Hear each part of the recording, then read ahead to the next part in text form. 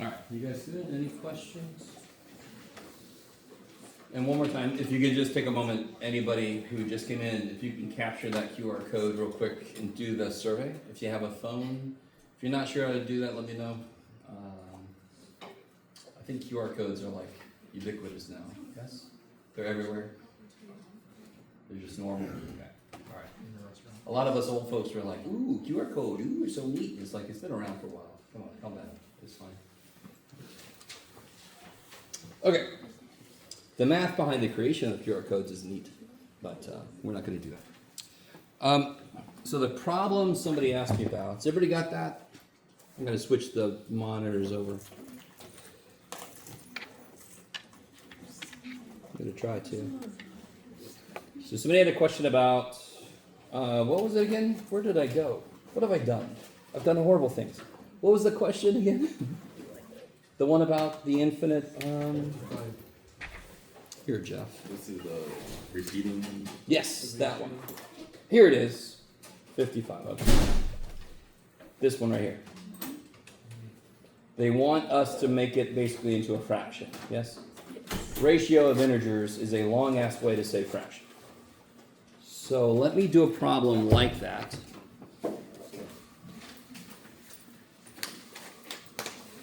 And by the way, we're going to be working on this sheet later, which is on the back side of the 11.2. So everybody kind of double check, make sure you still have that. So if I had something like that. And what does that bar mean again? Repeating. So it just goes on forever like that. There are some really cool theorems about fractions and what kind of decimals can become fractions and all that kind of stuff. This one, the main problem is it goes on forever. Holy shit. If that bar wasn't there, I could just count 1, 2, 3, 4, 5, 6, 7, 8, 9. So I'd have 9 zeros on the bottom. It'd be 1, 1, 9, 8, blah, blah, blah, over 1 followed by 9 zeros. So if the freaking decimal stops, I can always make it a fraction. I just add more zeros on the bottom. So everybody kind of look. 0.1 is 1/10. 0.01 is 1/100. I keep adding zeros just to go out more places. Ooh. This sucker has an infinite number of places. So it's like, do I put an infinite number of zeros on the bottom? No. We do something very similar to what we did with geometric series. Geometric series, do they go forever? Yes. Were we able to get them into a compact form? Are we able to sometimes add geometric series and get a finite answer? Hell yeah. What's got to be true? R has to be less than 1. Yeah, absolute value. Kick ass. So watch this. This is so cool. This is much more direct than that. Do I know what this is as a fraction? Do we know? That's the question, right? So you're like, no, we don't know, Jeff. All right, what do we do in algebra when there's something we don't know? We call it, and I'm going to call the fractional equivalent of this, I'm going to call x. And for some reason, I'm going to write 198 more than I needed to. Now, if only there was a way to freaking cancel out those dumb 198s so there weren't an infinite number of them, that would be amazing. And the great thing about this dumb thing is, if I multiply it by the right thing, it lines back up. So what could if I multiply by 10, that's not good enough. It won't line back up. If I multiply this by 1,000, what is 1,000 times that decimal? What's the decimal place do? Moves 3 times. So it'll be 1198.198 forever, yes? What do I get if I subtract those? What does this 198 forever do? This 198 forever just, you can do it, cancels, yes? So what's 1198 minus 1?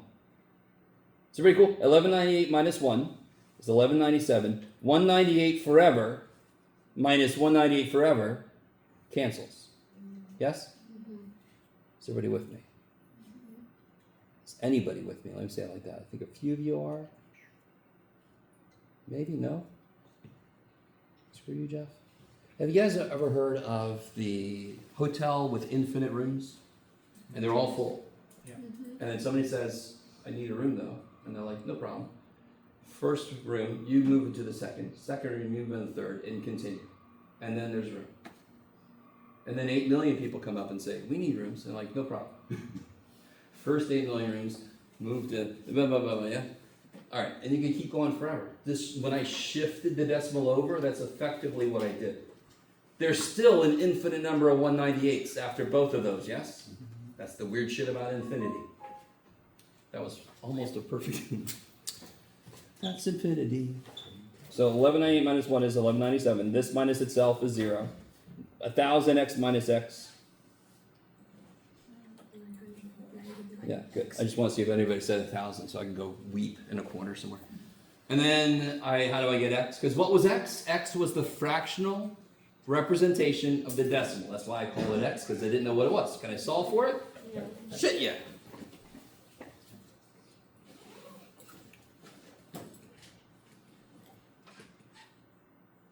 What the hell? Okay. Let me write this. Let me say this equals itself so I can actually write it so you can read it. Is everybody with me?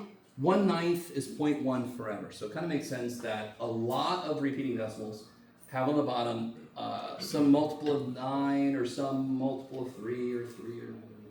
Yes? You guys? Real quick question. Does anyone, just by looking at this, can you tell if this reduces? Just by looking at it, can anyone tell if this reduces? What is 1 plus 1 plus 9 plus 7? 18. 18. It's a multiple of 9, therefore it's divisible by 9. Did anyone know that rule? Yeah. See, this makes me sad, and you should be angry. You should be right now angry. Either at yourself because you forgot it, or at education because they didn't tell you it. If you add up all the digits in any decimal, in any number, and they add up to a multiple of 9, 9 goes into that number. What's 9 times 5? What's 4 plus 5? That. What's 9 times 11? And now what's 9 plus 9? Which is a multiple of 9, yes? Do you guys see what I'm saying? So 1 plus 1 plus 9 plus 7 is 18. Therefore, it's divisible by 9. You guys with me? Screw you, Jeff. So this would be, what would this be, math boy? I don't know, man. 1, 3, 3 over, you could do it, you said 9, there it is, okay. 1 plus 3 is not a multiple of 3, so you can't divide top and bottom by 3. I could divide 111 by 3, because 1 plus 1 plus 1 is 3. Why does 3 have a similar rule to 9? Because 3 is a factor of 9. Does 4 have the same rule? No. I'm really sorry. You guys okay? I like more people to know about this. Does anyone know how to tell if a number is divisible by 4? Besides plugging your calculator to see if it comes out even. I don't care what the number is, if the last 2 digits are divisible by 4, the whole thing is divisible by 4. You with me? So if you plug in your calculator, 91847746799435448, divided by 4, it goes in evenly, no remainder. Why does that work? Does 4 go into 100? Yes. Does 4 go into 100? Yes. Yeah, 4 quarters make 100, yes? So therefore, that's why it works. If you think about it, you'll see that. Does 4 go into 112 then? Yes, because it goes into 100 and it goes into 12. Does 4 go into 200? Yes, because it goes into 100 and 100. So that's why you only have to worry about the last 2 digits. Okay, let me stop for a minute. Yes? I just have a question. So why did you choose 1,000 to multiply by? Oh, because, real quick, so here's what we had, yes? If I multiply by 10, that'll move it over once. And then there'll be 9, 8. Do these cancel now? Do those cancel? Nope. I have to move it over far enough so they line back up. So it kind of makes sense. If I have 3 of them repeating, I've got to multiply by 1,000. If I have 2 of them repeating, I've got to multiply by 100. Yes. Because then if I move it over twice, it lines back up. Do you guys see that? Okay. Potentially. Okay. And again, I didn't just talk about calculus. I'm not going to test you on this. Is this good shit to know? Yeah, now this right here is in our class because it's related to what we did to prove the sum of a geometric series. I don't know if you guys remember, we multiplied by r. And then it lined back up, so we're able to cancel the infinite shit. Isn't that exactly what this is all about? Make it line back up so you can cancel the infinite stuff. Okay. Maybe. So again, that was problem 55 in 11.2. That is related to what we just did. Okay. Shabo. Anything else? Okay. You. I think that's everybody. All right, guys. So, what I want to do, does anyone need this handout from before? I have 3 of them. And I have 3 hands. Good. No other hands go up.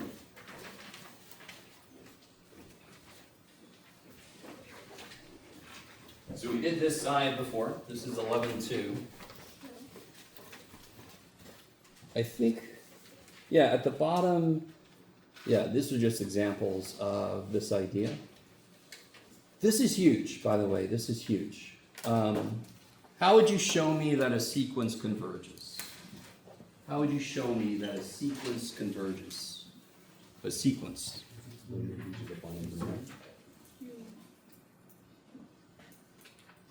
Anybody else? No? Why is it harder to show a series converges than a sequence? Say again? Yeah, I'm adding up terms, yes. In order for a sequence converge, I just have to look at its limit. If the limit is 11, it converges to 11, yes? If the limit is infinite, not like convergent. If the limit is oscillatory divergence is not convergent. You guys with me? What does it take in order for a series to maybe converge? The K rate. The limit equals 0. If the limit of its elements is 0. That doesn't mean it converges, it just means it might converge. It has a chance. And that's why, what's the first thing you should do when I say, does this series I've just given you, does it converge? What's the very first thing you should do? Divergence test. Yeah, divergent, which is take the limit. If the limit's not 0, you are done. If the limit is 0, you go, shit. Or, you go, oh man. Wherever in between you fall, okay? Is everybody with me? I mean, this is one of the easiest things to mistake, and it sucks if you look at it wrong, because there's gonna be several. Limit is 0, therefore it converges. Limit is 0, therefore, nope, you lost freaking almost all the points on all those, because that just means it might converge if it's a series. Okay. Is everybody with me so far? So it's a hell of a lot easier for a sequence to converge, because those are just individual numbers. When I add them all up, of course it makes sense. It should be a lot harder for that to converge, because I'm adding stuff up forever. Okay, maybe. So today we're going to get into something we sort of did before, and that's the integral test. And what I want to do, before we do this, is I want to explain why this thing works. Like you here. Let's see. Let me put you here. There. Okay. Ha-ha. So if I have a series given, and I need 2 things. I need this to be a positive series, and I need this to be decreasing and continuous. So this is what I need for AN. AN has to have only positive terms, and it needs to be decreasing and continuous. This says continuous, is what it's supposed to say. Now let's see, you'll, in the proof of this, you'll see exactly why it needs to be decreasing. By the way, I gotta be really careful. This is if, just like we did before, since we're about to do an integral, this is really talking about the equivalent f of x. Yes? It's hard for a finite output thing to be continuous. Question. Okay, so here's the idea. If it's decreasing, the first element will be A1. That's amazing. And then it's going to decrease forever after that. The second element will be A2, and it's going to be below A1. Okay, so it's going to look like, potentially could look like this. This is a very simple way for a function to be decreasing. I could even make it look more asymptotic. There you go, Jeff. Oh, do they actually say? No, okay. Oh, that's right. It didn't have to. That's right. Obviously, real quick, this doesn't say this, but before I do the integral test, what am I going to do? You're going to do the test for divergence. You're going to take the limit. So, I mean, I wouldn't even do this if the limit of my sequence elements from the series wasn't 0. So that's why it's not a requirement, because it's like, hopefully you've done that shit. And to be honest, well, the results still tell you it's going to diverge, even if you missed it from the test for divergence. Okay. So here's the idea. If I make an and replace it with the equivalent f of x, which is literally just replacing n with x in the definition, and I integrate f of x from 1 to infinity. Now, let's see visually what that relates to. And the way I'm going to do this is a very specific way. We're going to use left endpoints for this. If I use left endpoints to evaluate this integral, and by the way, you're not going to do this. I'm deriving why this test works. This is not what the test looks like. I'm showing you why it works. If I use left endpoints, won't the first rectangle look like that? And the second rectangle look like that? And so forth. Yes? So this integral, whatever the result is, how does it relate to the actual area? Larger. It's larger. And to be really honest, let me show you, this comes out to be equal to the sum, because what is the area of the first rectangle? What is this area? What's the width? 1. And what's the height? So this is A1. What's the area of the second rectangle? A2. Good. So in terms of the function that has taken the place of my AN, it actually is overestimating it. But in terms of the sequence elements, if I consider them to be just the areas of the rectangles, this perfectly captures the sum. I need you guys to see that. If I do this integral using those Riemann sums, those rectangles, I get A1 plus A2 plus A3 forever. So it only makes sense then, if this integral converges, our series converges, and if this integral diverges, because the integral exactly mimics what the series is doing. Now, it only works, it only for sure works if these two are true. Now, I really want to emphasize this next thing. And I keep saying this, but this is huge. I don't think enough of us make a big enough deal out of this. Do you guys remember why is it you don't want to just take the first few terms and make generalizations?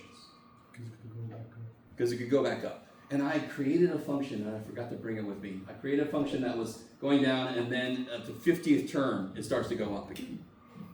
There's really stupid ones that are like a parabola, who cares? And there's other ones that are a lot more hidden. And of course I have to bring the damn thing. I might be able to remember it. Oh, okay, I think I remember. Okay, I'll bring this up later. I forgot what I was saying. So this has got to be decreasing. It doesn't have to be decreasing from the beginning. Almost every theorem we have, if it says you must have a decreasing series, a decreasing sequence inside your series, if it says that, it doesn't mean from the beginning. It just means there's got to be a place after which it's decreasing forever. So it's end behavior.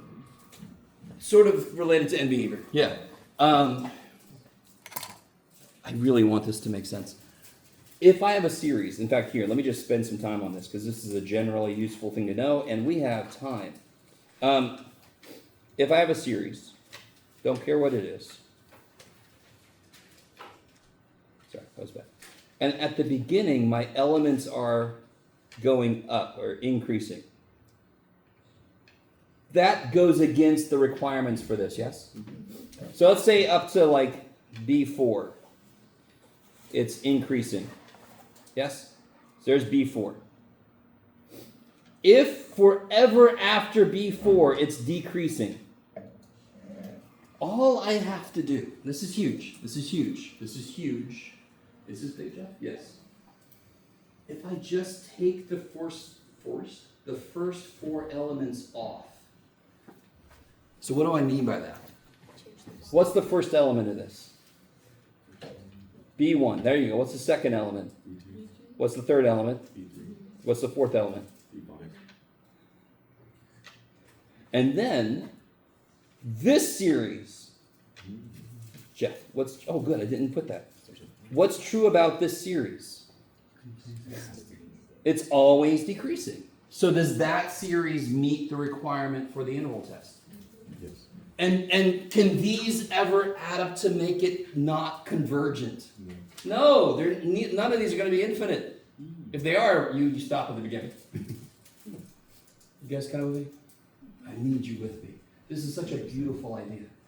If I was dumb enough, I'm not going to do this because it would be an evil trick, but if I gave you this, Jeff, if I gave you this series,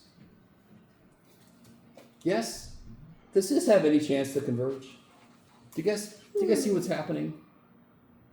What's happening? What's the first element? What's the first element? Oh, Not the fifth one. We know what that is. Sorry? Indeterminate. Oh, no. Yeah, sort of. Undefined, infinite. It's infinite, right? You guys follow? So this has no, I wouldn't do shit with this. I'd stop. It doesn't. All right, this is dumb and evil. Because you can miss that, and you could do like the interval test, you could do all this weird shit, you could say whatever. I could make the n squared to make it even more evil. This has no chance because the first element is already undefined. There's no way this could. So I'm not going to give you this kind of problem. That's just mean. Because you could miss that and start doing all kinds of weird shit to this. You guys kind of with me? Okay. So listen. Assuming it's not something evil like this, and I just told you it won't be. All of these are finite. So if this thing converges, the integral of this will converge, and these will not throw it off. Those can't by themselves make it go to infinity, because none of them are infinite. Okay, maybe. So in general, when you have a theorem that says your sequence elements must always be positive, what if the first 4 terms are negative? What if the first 40 million terms are negative? That's fine, as long as forever after that they're positive. I don't know if you guys are really with me or not. You guys are all with me? Any finite number of elements that don't match what's needed doesn't matter. As long after some point it forever matches that. So the interval test requires continuity and decreasing. So if there was a discontinuity at 5, or even better, if there was a discontinuity at 5.1 in the function, I could just pull off the first 5 elements and look at the series starting at the 6th element. And then my function's not discontinuous. So the general idea I want you to get is the first whatever finite terms of a sequence, or of series, don't really matter in the grand scheme of things. If a theorem requires this, it just has to eventually meet that requirement. Okay. Because the first finite number of things is just finite. Who gives a shit? Okay.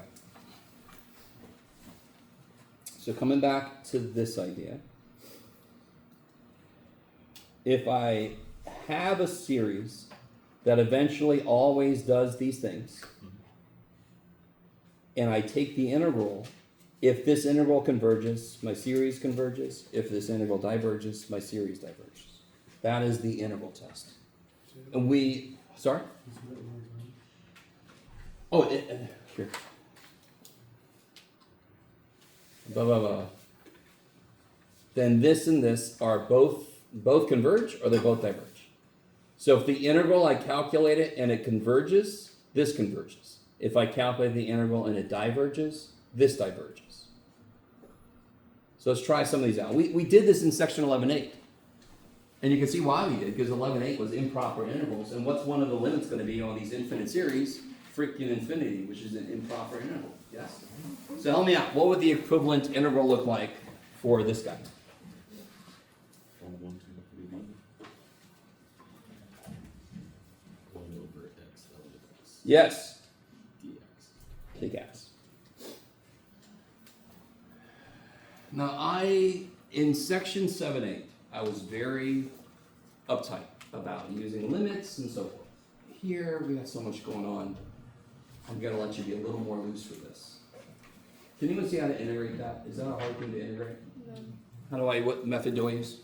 Of course I use U sub. U is, Natural of x. so du is 1 over x. So then I get 1 to infinity, well not 1 to, who cares, Jeff? 1 over u du, which is Natural log of u. natural log of u, and u is natural log of x, and I want to go from 1 to infinity. If I plug a 1 in, I get natural log of 0, which is a problem. And if I plug infinity in, It would be infinity. I get infinity, yeah. So I get like, how do I want to say this? Infinity, I don't want to do that. So this is basically divergent. And I think we did exactly this problem in 7.8. Because it showed us that natural log does not push this over. Do you guys remember the power had to be bigger than 1 on the bottom? Yep. So if it was x times x, that's x squared, it would converge. X times ln x doesn't even make the equivalent power go to anything above 1. It's as if ln x is not even there. Which just goes to show how slowly ln x grows. Which to me is such a trippy idea. I really want you guys with me. Do you guys remember? In fact, it's right here. P series. As long as p is greater than 1, this converges, because the equivalent integral would converge. We proved that back in 7.8. So if p was 1.00000000001, it converges, because it's bigger than 1. You guys with me? So if I multiply, I really want you guys with me. So this one diverges, but if I multiply the bottom by n to the point 0.00000000001, that converges. Because now the power would be 1 point blah, blah, blah, which is bigger than 1. But if I multiply by natural log of n, it's effectively n to the 0. It's effectively not growing, which is trippy as shit, because it is. It is growing. It's just growing so slowly. I'm going to let it go now. I really hope somebody out there is as tripped out as I am. It's such a cool thing. I think I said basically the same stuff before, but... Okay. So for number 2, I would do the same thing. Now, number 2, do you see how number 2 lives on my worksheet before I say the p-series? So number 2, you would have to use the integral test. Yes? But if we look at it as a p-series, what should we expect? What is this? 1 over n to the... And that should diverge. So if I integrate x to the negative 1/3, what do I get?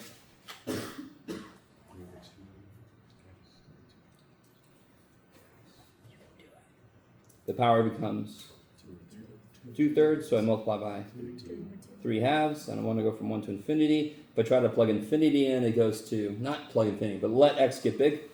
It's really big. Yeah, so this is infinite, so this diverges.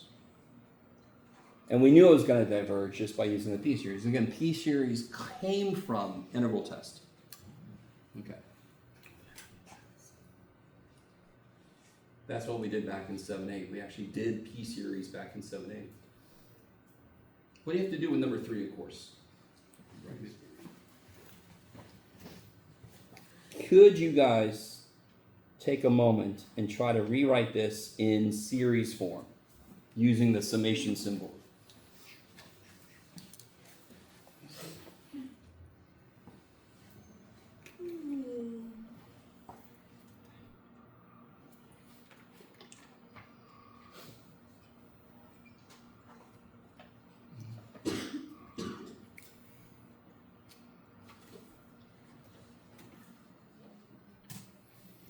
And if you're just looking at that, does anyone have a guess as to whether this converges or not?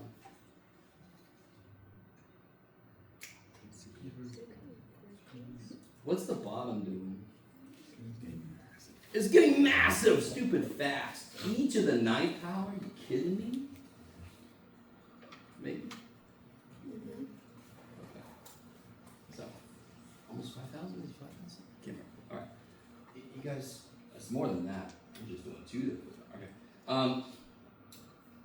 So how does that look? What's the top gonna be? Top is nice, right? If I'm starting at n equal 1, the top is just what in general? N, at 1 is 1, at 2 it's 2, at 3 it's 3. And the bottom, this is e to the first, e to the 2 squared, e to the 3 squared, e to the 1 squared. So it's e to the n squared. So go ahead and apply the integral test to verify our feelings that this should converge.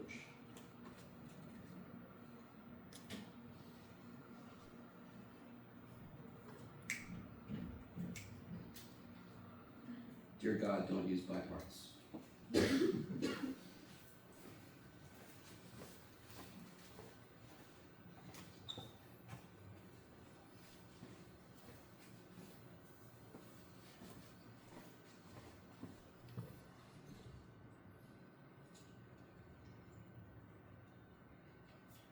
Get out of there.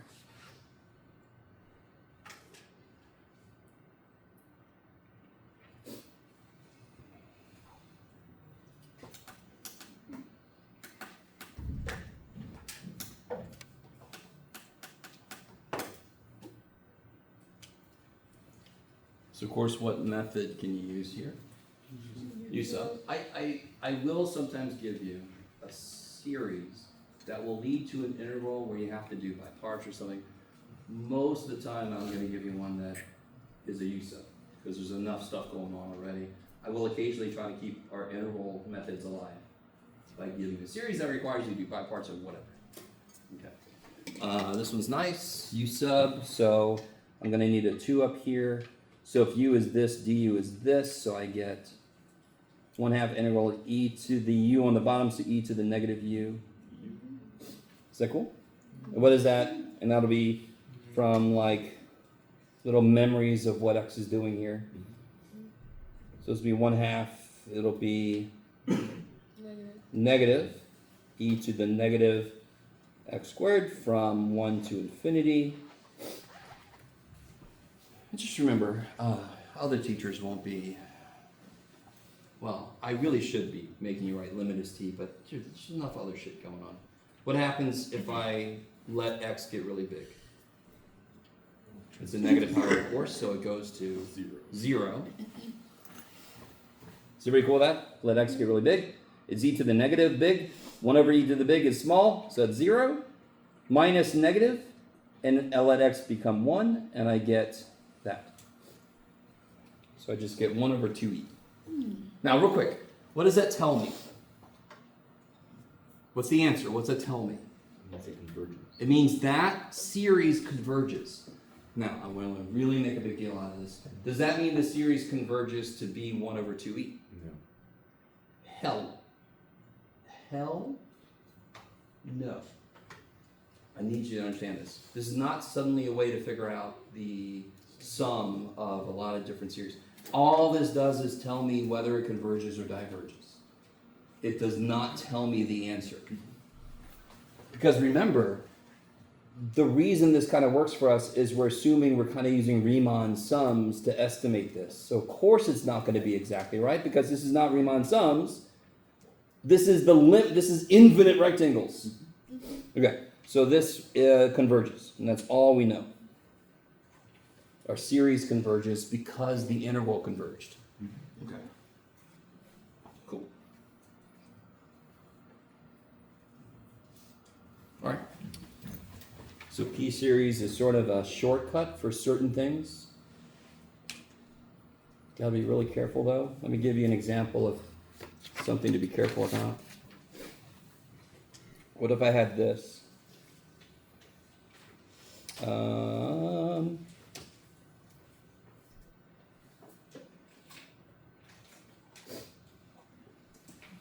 Could I use P series on that? No. Not directly. There you go. The key thing is not directly. And we don't know the indirect thing we can do. We don't know that yet. So I could not use P series. Now listen, you guys should know real quick. If that wasn't there, does that converge? And what am I doing effectively when I do that? I'm making the bottoms, every single bottom It's gonna be bigger. is bigger, which should make the series Smaller. converge to an even smaller number, yes? Because every element's going to be smaller. So you could argue that this should converge. If I gave you this problem, though, what do you think about this problem? What do you think you have to, what do you think you, well, that's kind of dumb. I'll be all right. Jeff, you'll be all right. What can you do here, Jeff? I wish I knew. There we go. Haha. If I gave you this problem right now, how would you have to do this? Do it again. Partial fraction. Ah, good. Partial fractions. Yay. Yay, Jeff. Now, real quick. All right, listen. I need you guys with me. We do not officially know. There's something called direct comparison test, which is where I can compare something I'm given to a series I know. It is very precise how you have to do this comparison. Later, there's something even better called limit comparison. But we don't know any of this stuff yet. Limit comparison doesn't always work. Sometimes you have to use direct. So if I give you this problem right now, you would have to integrate this. And to integrate this, you would have to use partial fractions. Now, real quick, if n is getting big, these don't mean shit compared to this. So this is 1 over n. So you already know what should this do. Diverge. 1 over n diverges. In fact, did I tell you what the name of it is? No, you didn't say harmonic. I haven't said harmonic yet? No. That's the harmonic series. There you go. Because it comes from physics about springs, things that have periodic motion. Okay. So this you would have to do partial fraction decomposition. Integral test. Okay. But you know going in that this should diverge. Okay. Stop for a minute. Okay, so now we can go one step further with integrals. Do I say this there? I do. Good. So let me prove this part. What if I have this series again?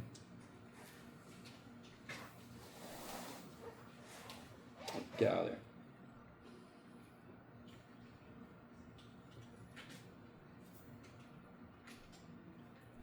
So it's decreasing, positive terms, yes? Mm-hmm. It's going to go to 0. Okay. What if I stop at the third element and I get a sum? I get the third partial sum, yes? The question is, can I estimate how far off my answer is from the actual answer? And the actual answer would be add up all the b's all the way, yes? This is such a cool idea. So I stop at the third element. So I'm effectively getting these areas here. So if I kind of continued, if I start at 3 and I go to infinity, then I would continue this idea here, yes? Would that be bigger or smaller than the actual error? Would this be bigger or smaller than the actual error? Bigger.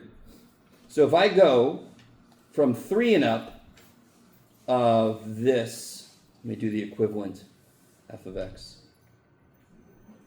That should be bigger. And if I go from 4 and up forever, then that should be smaller. So this will be, if I want to capture this, if I stop at n, the error, and I think they use an R for remainder, yes. The remainder is going to be between the integral from n plus 1 to infinity and the integral n to infinity. You see, have I got that the right way around? Yes, good. Go Jeff, go Jeff. So it's just a question about overestimation, underestimation. So if I stop at the nth term, if I evaluate this integral and evaluate this integral, the actual amount that I'm off by is between those. And most of the time, when I'm curious about error, I want to know a maximum error. So to be really honest, most of the time we only calculate this. Because I just want to know what's the most I'm off by. Okay, maybe. What happens in real life is we don't use the whole infinite series. We use a certain number of elements. And how far we go depends on our tolerance for whatever we're looking at. So if I'm machining a piece, maybe there's a bigger tolerance for that versus I'm trying to adjust a laser frequency. So it all depends on what is it I'm trying to do. If I need better tolerance, like more precision, I got to go further out in my series. If I'm okay with less precision, I can just go fewer terms out. And why do we have to do that? Because there's a whole shit ton of series that I have no idea what the sum is. I know it converges. We're going to prove a ton of series converge, and most of them we will have no way to figure out what they converge to. Does everybody hear what I just said?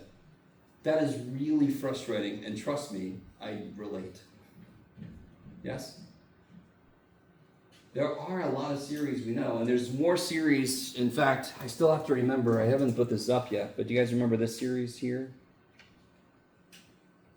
This is in the homework. What does that converge to? Pi squared over 6. Yeah. So I do have the proof for this. I just have to remember to put it up. It's not going to make sense until we get to section 11.9, if I remember correctly, which is, oh well, too bad. And the way that was done is really trippy. So it's like just a generic series out there in the world. More than likely, we have no idea what it converges to if it does. Okay. And that's why it's important to know how to get an estimate for how far you are off if you stop at the 7th term or the 18th term. Okay.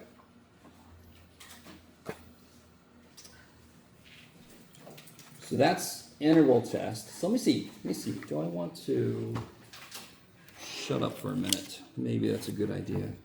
Did everybody appreciate that? Here, let me give you this.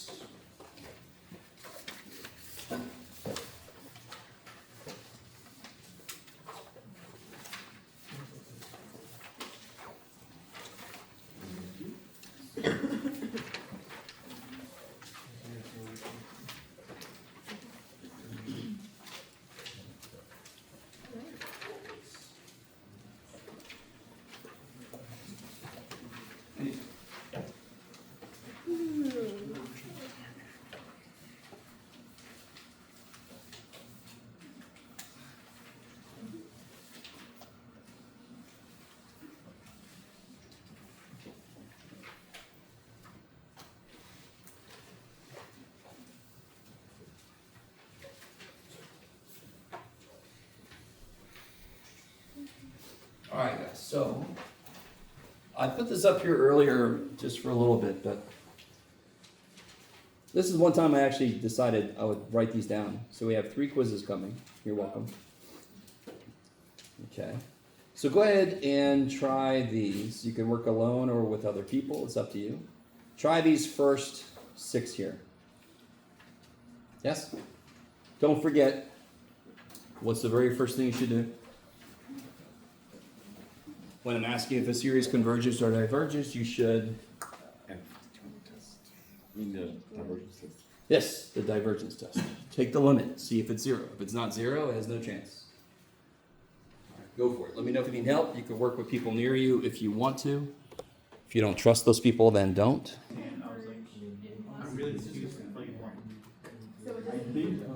Alright, 1 to the Learning on your 5 own. over 4. Plus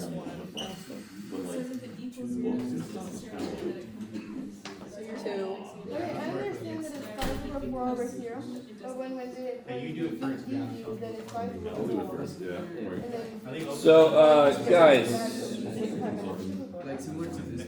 everybody, say I have a series, and the limit, the limit of these is 1/12. What does that mean? Just what does the limit statement mean by itself? If the limit of something is 1/12, what does that mean? The later terms we get. There's like a Yes, so remember, this is going back to 180, talking about just the basic idea of limits. Eventually, at some point, the actual numbers that are in AN have to get as close to 1/12 as you desire. Is everybody with me so far? That means, at some point, so the first billions of elements could be whatever. But after the billionth element, whatever, it's basically always 1/12 forever.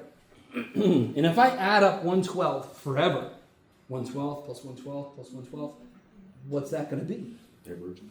Yeah, it's going to be infinite. It's going to be divergent, yes? Let me see if I can help myself. T's good. All right. Is everybody with me? I need you to just get this. If the limit is not 0, you're done. Because whatever the shit it is will add up to some kind of infinity. If it's negative, it'll add up to negative infinity. If it's positive, it'll add up to positive infinity. Is everybody with me? If the limit is 0, that means it might converge. If the limit is 0, and you're looking at a series, and the limit is 0, I remember this as a student, I got to the point where I realized, if the limit is 0, I'm like, oh, okay, now I gotta do work. If the limit is not 0, I'm done. Done.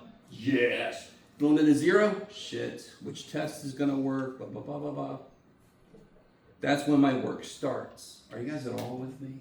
We've seen this. Does this converge? The series, does it converge? Does it converge? No. No, it's a divergent harmonic series.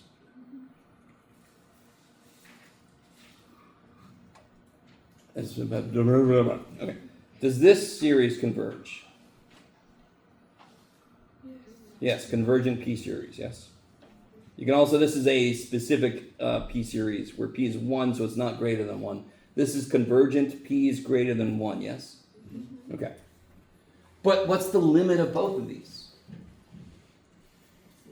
0. So this limit was 0, but it diverged because it didn't go to 0 fast enough. What's the very first thing I showed you?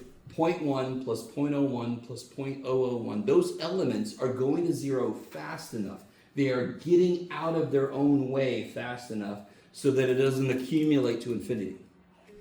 I love that example because, I mean, even if it doesn't perfectly move over for the next term, as long as they move over fast enough so it doesn't overlap too much, does this make any sense? It's going to become finite and it's going to converge.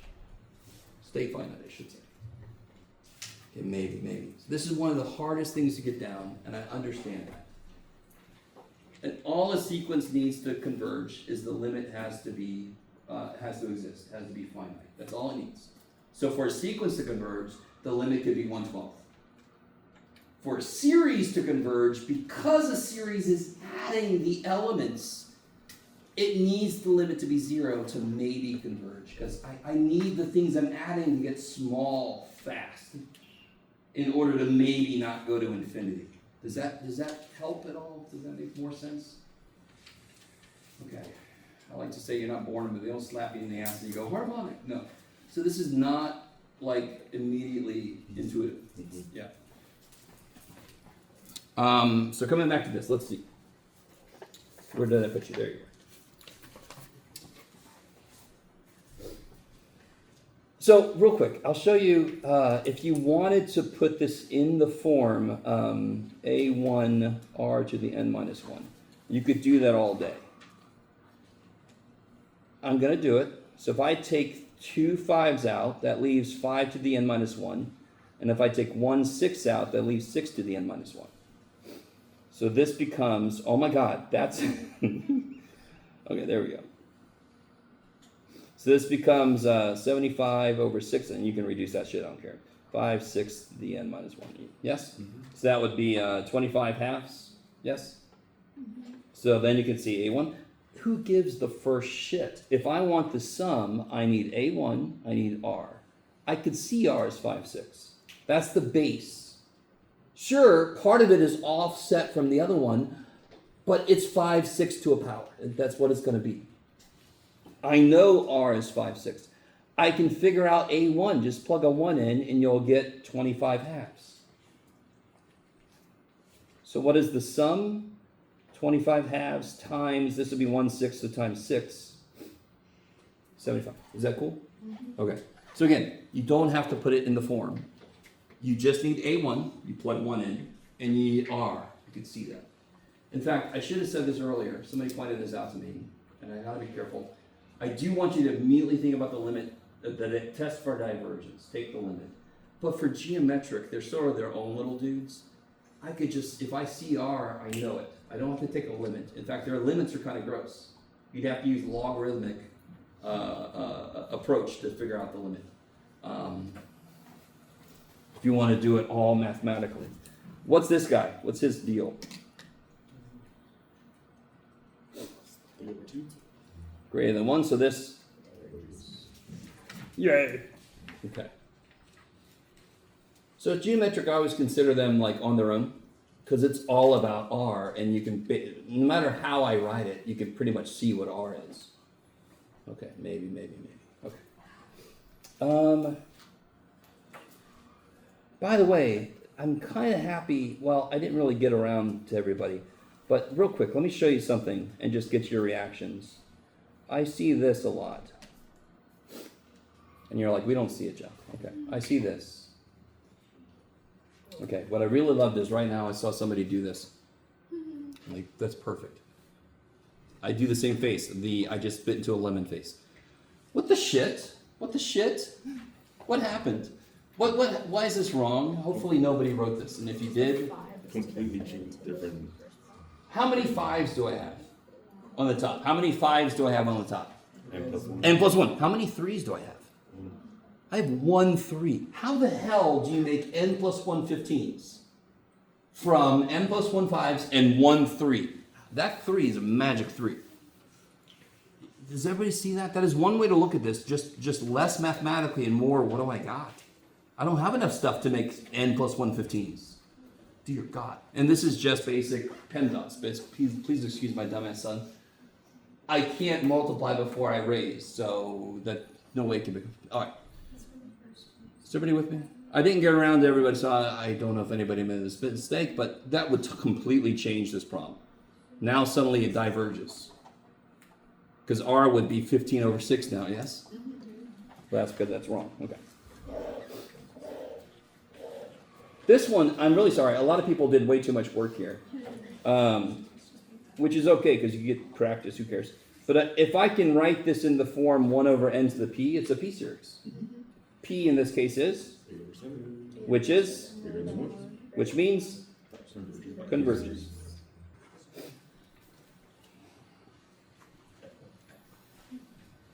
Now, number 2, this is the one that drives me a little crazy. I just taught horizontal asymptote finding to my pre-calculus students. Some of you guys have to remember the shortcut, yes? I want to apply. In fact, this is a perfect situation. It's not p-series, it's not geometric, and I'm like, I don't know what this shit to do with this. So then take the limit. Maybe it'll diverge. And if it doesn't, then I'm like, oh. So how do I get the limit of this real easy? Coefficients. That's right. The degree of the bottom is, degree of the top is. So the limit, if I let n go to infinity, get really big, is 3/5. Number one, does anyone remember that? Yes. From pre-calculus or even from whatever. Number two, if you don't remember it, it doesn't make sense. It shouldn't make immediate sense if you've never seen it before, but basically, if I let n get really big, 1 don't mean shit and n don't mean shit. So why am I doing that, Jeff? You could just go right here. If 1 don't mean shit and n don't mean shit, do you guys see what I mean? 1 compared to 3 times a billion squared, it ain't there. A billion compared to 5 times a billion squared, it ain't there. And what does that reduce to? 3/5. So there you go. So when n gets really big, this becomes 3/5. And what does that mean? Yeah, for the test for divergence, this diverges. If that was a sequence, it converges. It's a series. I effectively am adding 3/5 forever, so it diverges. What about this guy? Yes, right now we have to use integral test to do this. So if I write the related function of x, how do I integrate this? U sub. So if u is this, du is 5/4 the top. So I put 4/5, 5/4. Is that cool? So then I would get 1 over u, which is natural log of u. And of course that, if I try to let this get big, this whole thing gets big. And when I plug 2 in, I get a finite number, so it's infinity. So this diverges by the integral test. Where'd the 5 and the 5/4 come from? If I let u equal this, du is 5/4 this, so I need a 5/4 here, so I put a 4/5, so overall I did nothing. I know some of you guys, alright, am I going to say that? Why not? Some of you guys have very silly teachers in the past who tell you to solve for dx, and that's so much bullshit.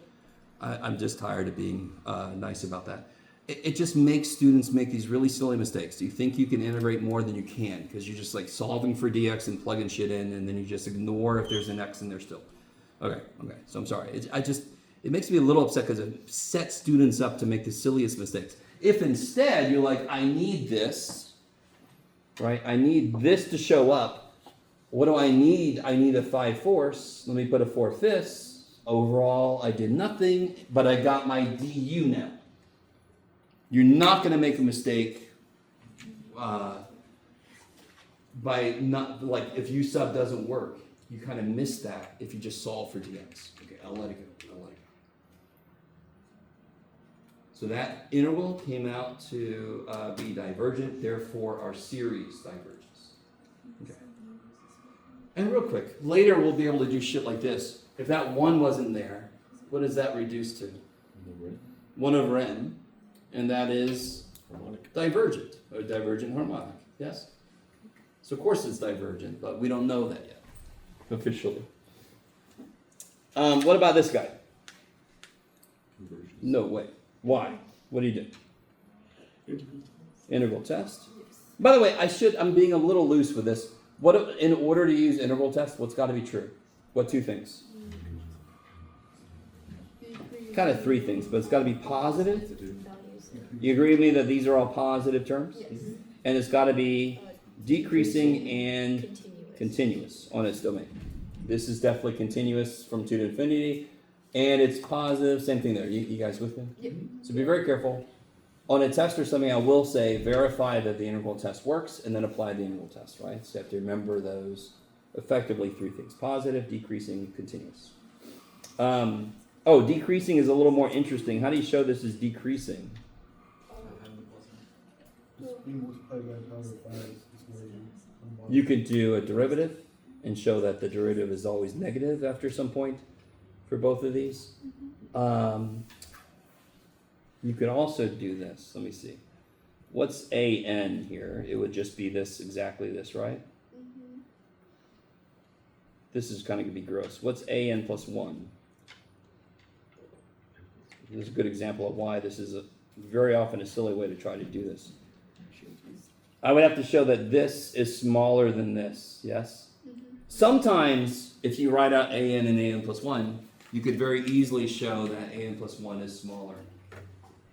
If I had 1 over n, a n plus 1 is 1 over n plus 1, that's obviously smaller than 1 over n. Is this obviously smaller? Did the bottom get bigger? But did the top also get bigger? Yeah. So can you tell if it's bigger or smaller just by looking at it? No. You can? Neat. Well, honestly, at the power of 5 to the n, it's being Yeah, like that power. that power of 5, so it's, you're taking the, Yeah, okay, so you could argue that the relative size increase on the bottom was bigger than the size increase on the top. Sure, but I don't have to put too much other shit in here and make it a little more murky.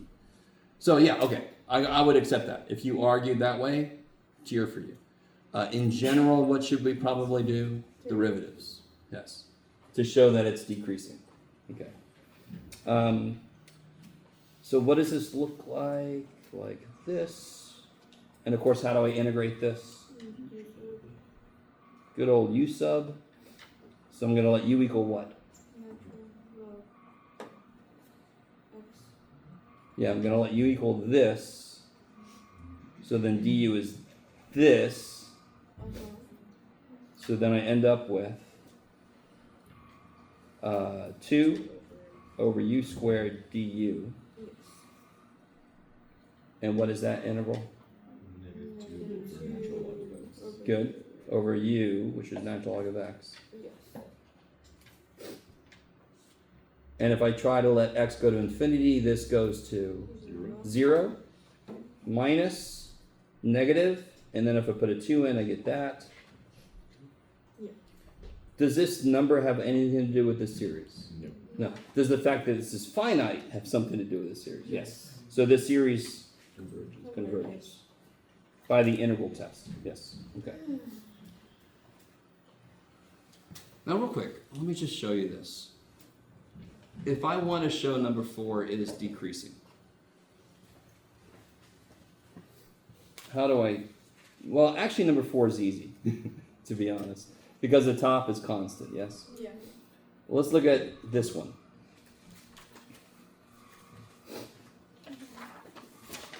If I want to show this sequence is decreasing, I take a derivative. You could bring this up and do product. Well, let's just do quotiental. So it'll be 1/4 x to the negative 3/4 times this minus x to the 1/4 times this all over. The bottom doesn't matter because it's positive, so it doesn't really affect anything. All I really care about is the top. Let's see. So I get 1/4 x to the 1/2. Is that cool? Plus 1/4 x to the negative 3/4 minus 5/4 x to the 1/2. I get 1/4 x to the negative 3/4 minus x to the 1/2, I believe. Yes. I believe. When is this less than 0? Is the question. Did I put 3/4? Where'd they come from, Jeff? Oh yeah, it came from there. Yeah, okay. When is this less than 0? How do I do this? Well, I can multiply this over. I can multiply by 4. I could divide by x to the negative 3/4. You could do this, Jeff. Plus 3/4, 2/4, 5/4. So I need this to be true. So I need, I'm not sure why I did all that. x to the 5/4 is got to be greater than 1/4, so x has got to be greater than the 5/4 root of 1/4. Now, real quick, what do you think the 5/4 root of 1/4? How does that compare to the number 1? The 5/4 root of 1/4. How do you think that compares to 1? It's smaller than 1, yes? You guys with me? So when does this start to decrease? When the numbers I'm plugging in are greater than 0, like 1, for sure, greater or equal to 1. And of course, my series, it starts at 1, so this is always decreasing. So if you take the derivative and you make it less than 0 and solve, you can show me, does this start to decrease forever somewhere? Now, if you do that, okay, this is like going back to 180, but if I take the derivative, make it less than 0, and solve, I see what value makes it start to decrease. If I get 7, I'm good to go, because I can chop off the first 7 terms. I just need it to start to decrease forever somewhere. That's the whole point of the earlier discussion, yes? Mm-hmm. So as long as I don't get like, it's always increasing or something, or it's decreasing until 7 and then it's increasing. If that happens, I'm screwed. I can't do integral test then. And if that happens, I don't need to do integral test. Okay.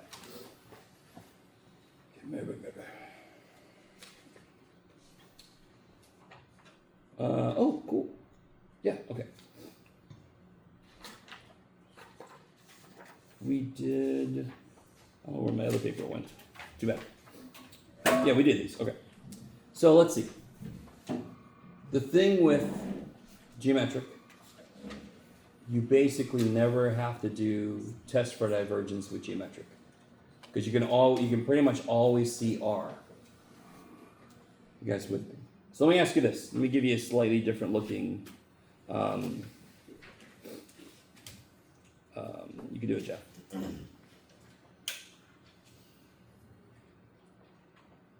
Okay. Is this geometric?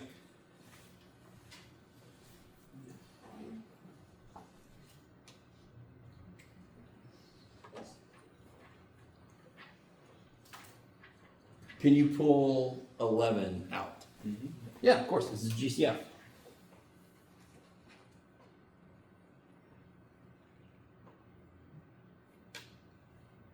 What's 1 to the n minus 3? What's 1 to the n minus 3? 1. So what can I replace 1 with? 1 to the n minus 3. So isn't this 1/4 to the n minus 3? So what's R? 1/4. Okay. You guys with me? So even if you have a series and the bottom is raised to an nth power, so basically what gives away a geometric is you have a number to an n-dependent power. N plus 1, n plus 3, n minus whatever this shit. Base to a variable power is geometric form. Yes? You guys with me? So that's what I see. I see 4 to an nth power on the bottom. And I just realized that I can always suck 1 into that easy, because 1 to any power is 1. So 1 over 4 to the nth is the same thing as 1/4 to the nth. It's the same exact thing. So then I can see R is 1/4. You guys with me? And don't forget, if you have constants in, you can just take them out the way if they bother you. If you bother me, get out. You can just take them out. You're just factoring them out. Okay. Okay. So anything about this sheet here? Yes. When you took out the 11, can you explain again why you got the 1 to the n minus 3? Here? Yes. Oh, because 1 to any power is 1. So I didn't really need to do this step, but I could just go straight from here to here, because that is the same thing as that. Yes? Because 1 to any power is 1. Cool. Yes? Is it okay to think about it like kind of the way that I was seeing it to like figure out what R is? I just see like what in the equation is after is like is raised to an n power, and I can just like kind of single that out. Is that like Of course. a solid just like Yeah. instead of like Of course. I want to do this one because I'll get people tell me R is 11/4 there. You can see why. Yeah. But of course, it can't be 11/4 because 11 is not being raised to an nth power. But then I'll say that and they'll say, well, nothing's being raised to an nth power. Well, yes, 1 is being raised to an nth power. That's the one place it gets trippy. These, I can't really hide a geometric. I can't. It's got to be almost like always in your face. It doesn't matter if these are offset from each other, because like we said, you can just pull numbers out. All that matters is, can you see the base being raised to some independent thing? That's R. And if I know R, and I can figure out A1, I can get the sum. Or I can see if it's convergent. Yeah. Okay, I like it. Okay. Good, I got a little bit of time. So last thing for today. And just to let you know, I of course I forgot, because I am the worst. A student complained to me in one of my other classes, a very valid complaint. They said, you never say what section we're in. I think I do in here better, but I never remember. I just know shit. I don't know where it is in the book. So here's a really good example of that. Alternating series test is actually in 11.5. I think in my brain I put it ahead because it actually makes more sense to do it like right away. All this stuff on the back is 11.4. So this should be 11.4. This should be 11.5.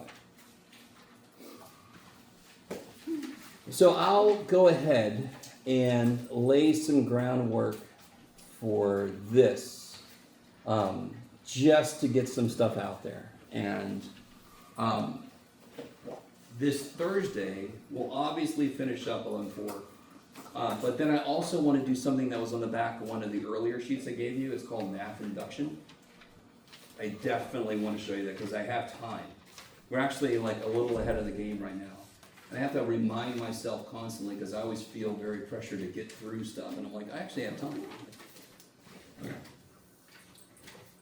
So here's a beautiful idea. Say I have a series that converges. What must be true about it? Can anyone tell me anything? If I have a series, the sum of an. Did I start my camera again? I think I did. Yeah, you're still recording. Yay! If I have a series, and I know it converges, can anyone tell me anything that's got to be true about any part of the series? And by the way, when I write a summation without n equals 1 to infinity, it's understood to be n equals 1 to infinity. Just quicker. Can anyone tell me anything about an? The limit has to be 0. Beautiful. So if the limit is not 0, it diverges. And the way logic works, if it's not divergent, if it's convergent, then the limit must be 0. So if P, then Q. If not Q, then not P. Okay.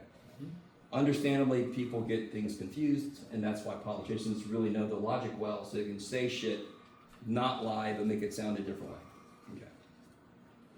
Okay. So we know, let's say we know this converges.